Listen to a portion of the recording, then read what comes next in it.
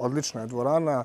Apsolutno svi smo negde imali istu ideju, isti cilj na kraju da dobijemo ovakvu dvoranu koja nije samo pripremljena za ovo takmičenje, već i za ostala takmičenja i za ostale događaje. Od 2007. godine ovo je prva rekonstrukcija dvorane Miroslav Antić. Što se tiče radova, rekonstruisan je parket, nova LED rasveta je stavljena, potpuno nove svlačionice, rešen je problem prokišnjavanja i svlačionica kao i same dvorane.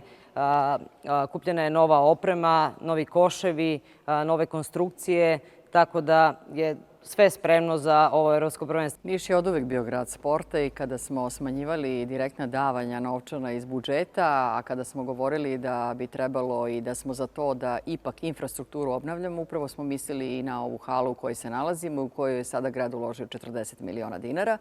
Dakle, sada smo osposobljeni za evropska prvenstva, za svetska prvenstva. Tu smo da zajedno sa Košarkaškim savezom Srbije organizujemo košarkaška takmičenja, da budemo dobri domaćini.